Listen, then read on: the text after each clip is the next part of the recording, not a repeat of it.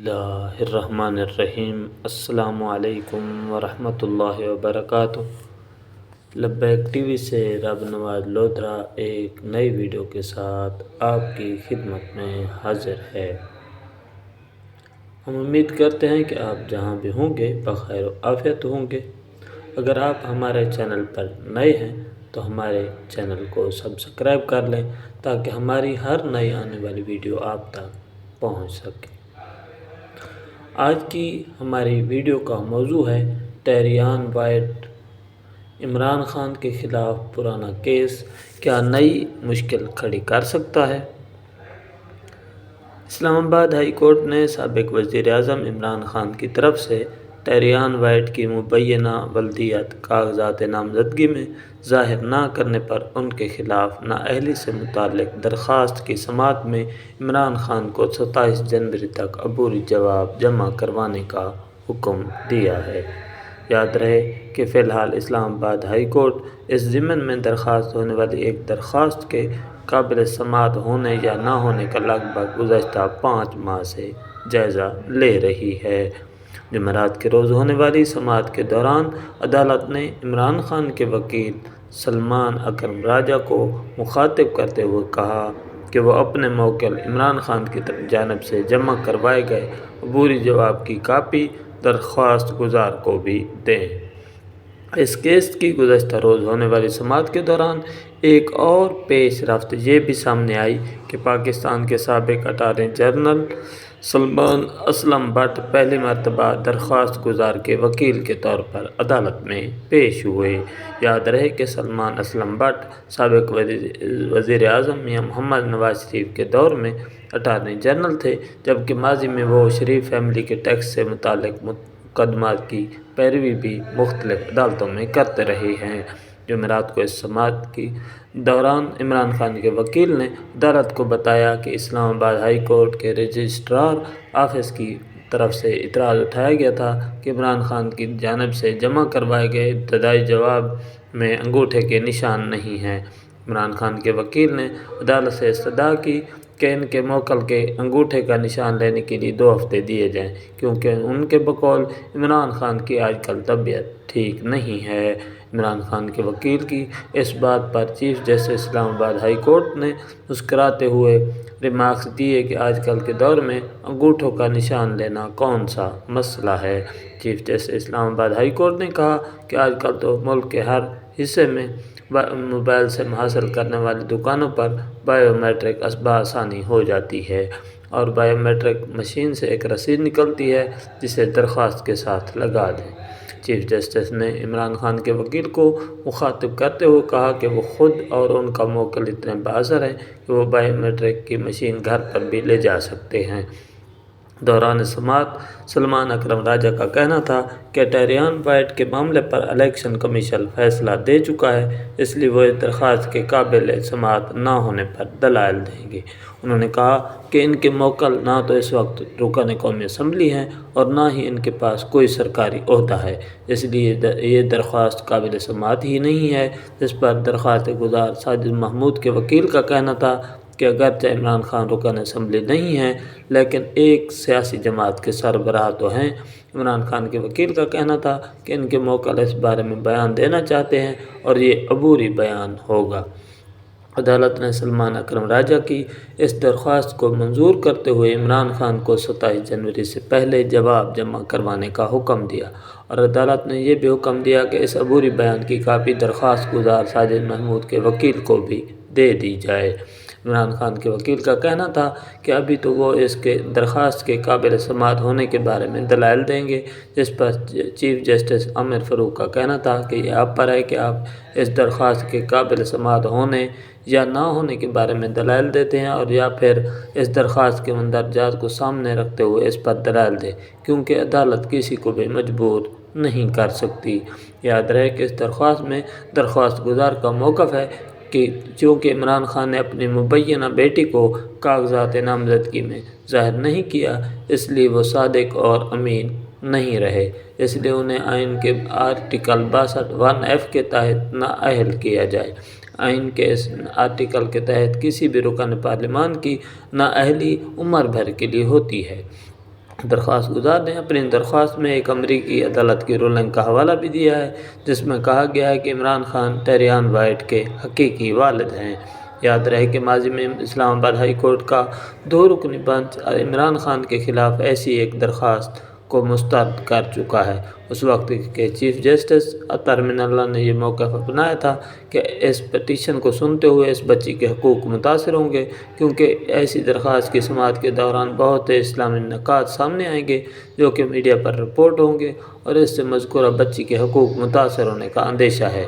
عدالت کا کہنا تھا کہ اگر ٹیریان وائٹ خود آ کر اس ضمن میں عدالت میں درخواست دے تو پھر عدالت اس معاملے کو سن سکتی ہے۔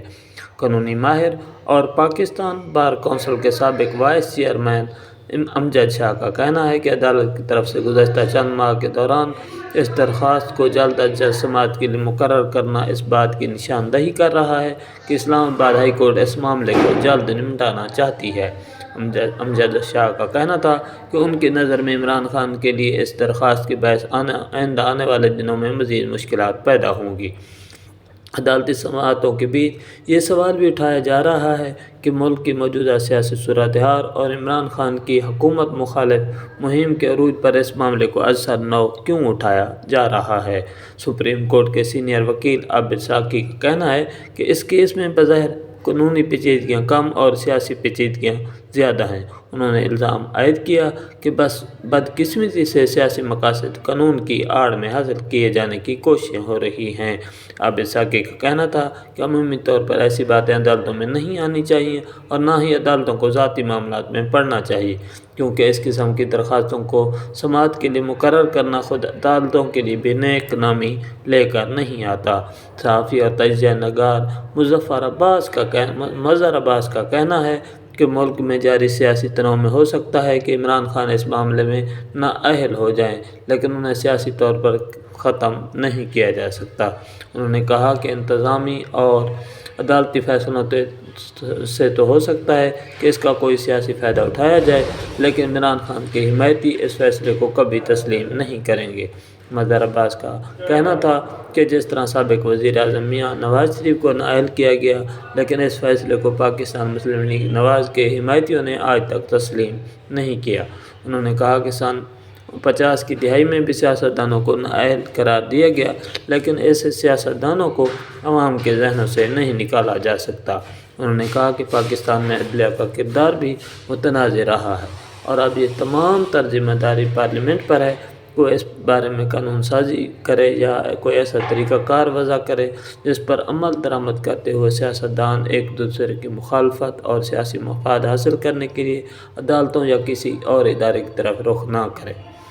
میانمار سے پاکستان تحریک انصاف کے رکن اسمبلی امجد خان کا کہنا ہے کہ کچھ لوگ محض سیاسی فائدہ حاصل کرنے کے لیے ذاتی معاملات کو عدالتوں میں لے کر جا رہے ہیں۔ انہوں نے کہا کہ رجیم چینج آپریشن یعنی عمران خان کو ان کے عہدے سے ہٹائے جانے کے بعد جس طرح کے حربے استعمال کیے جا رہے ہیں، اس سے ایسے حربے استعمال کرنے والے خود عوام کے سامنے ایکسپوز ہو گئے ہیں۔ امجد علی خان کا کہنا ہے کہ لوگ سیاسی طور پر باشعور ہو چکے ہیں اور لوگوں کو بخوبی علم ہے کہ ایسی درخواستیں کہاں سے آتی ہیں اور ایسے معاملات میں درخواست گزار کون ہوتے ہیں۔ سابق وزیر اعظم عمران خان کے خلاف درخواست دینے والے ساجد محمود ابھی تک اس درخواست پر جتنی بھی سماعتیں ہو چکی ہیں اس میں پیش نہیں ہوئے۔ جب وہ ان کے وکیل سے اس بارے میں پوچھا گیا تو ان کا کہنا تھا کہ چونکہ وہ درخواست گزار کی نمائندگی کر رہی ہیں، اس لیے درخواست گزار کا کمرہ عدالت میں حاضر ہونا ضروری نہیں ہے۔ ایک سوال کے جواب میں ان کے وکیل کا کہنا تھا کہ وہ پہلی مرتبہ اس کیس میں پیش ہوئے ہیں، اس لیے وہ درخواست گزار کے حوالے سے زیادہ نہیں بتا پائیں گے۔ انہوں نے کہا کہ جب عدالت درخواست گزار کو طلب کرے گی تو وہ عدالت میں پیش ہو جائیں گے۔ تحریک انصاف کے رہنما امجد علی خان کا اس معاملے پر کہنا تھا کہ انہیں یا ان کی پارٹی کو یہ جاننے کی ضرورت نہیں ہے کہ درخواست گزار کون ہے اور نہ ہی وہ درخواست گزار کے حوالے سے کوئی دلچسپی رکھتے ہیں۔ ان کا کہنا ہے کہ اس نوعیت کی درخواستیں عموماً دلوائی جاتی ہیں اور دینے والے کم ہی سامنے آتے ہیں، اور یہ اس چیز کا واضح اظہار ہے کہ اس کیس کا واحد مقصد کیچڑ اچھالنا ہے۔ انہوں نے کہا کہ پہلے بھی اس قسم کی درخواستیں خود اسلام آباد ہائی کورٹ اور الیکشن کمیشن مسترد کر چکا ہے۔ توشہ خانہ میں بھی ایسے کسی سے درخواست دلوائی گئی تھی جس درخواست گزار کا آج تک پتہ نہیں چل سکا۔ انہوں نے کہا کہ عمران خان خود کہہ چکے ہیں کہ انہیں نااہل کروانے کی کوشش کی جا رہی ہے۔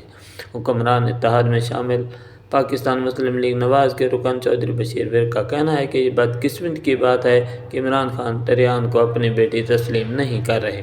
انہوں نے کہا کہ جب کوئی عوامی عہدہ رکھتا ہے تو اس کے بارے میں معلومات حاصل کرنا اور کسی بھی رکن پارلیمنٹ کی ساکھ کو کوئی بھی شہری چیلنج کر سکتا ہے۔ محمود بشیر ورک کا کہنا تھا کہ اس طرح کے معاملات کو عدالتوں میں نہیں جانا چاہیے اور اس وقت ملک کی سیاست جس نہج پر پہنچ چکی ہے اس میں ایک دوسرے کے خلاف زیادہ سے زیادہ کیچڑ اچھالنے کو سیاسی کامیابی قرار دیا جاتا ہے۔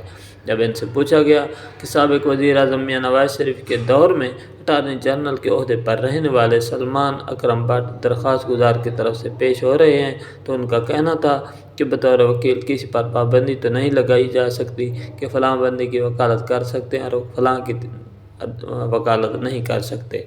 سن 2004 میں امریکہ میں مقیم 43 سالہ برطانوی سیتا وائٹ کی موت ہوئی تو برطانوی اخبار دی مرر اور امریکی اخبار دی نیو یارک پوسٹ نے لکھا کہ وہ پاکستانی ٹیم کے سابق کپتان عمران خان کی گرل فرینڈ تھی۔ رپورٹ کے مطابق سیتا کے ہاں بیٹی ٹریان وائٹ پیدا ہوئی جن کے حوالے سے دعویٰ کیا گیا کہ وہ عمران خان کی بیٹی ہے۔ اخباری رپورٹس کے مطابق سیتا وائٹ کی موت کیلیفورنیا میں سانتا مونیکا کی یوگا کلاس کے دوران ہوئی تھی جو بیورلی ہلز میں ان کے شاندار مکان کے قریب واقع تھا۔ اخباری رپورٹس کے مطابق ان کی موت سے صرف چند ہفتے پہلے ہی انہیں 8 سال کی قانونی جنگ کے بعد اپنے مرحوم باپ کی جائیداد سے ایک تصفیہ کے ذریعے $3 ملین کی رقم ملی تھی۔ سیتا وائٹ ایک یوگا اسٹوڈیو میں قدیم ورزشوں اور روحانی مشقوں کی تعلیم دیا کرتی تھی۔ یہ تھی آج کی ہماری ویڈیو۔ امید ہے کہ ویڈیو آپ کو پسند آئے گی۔ ملتے ہیں نیکسٹ ویڈیو میں، تب تک کے لیے اللہ حافظ۔ پاکستان زندہ باد۔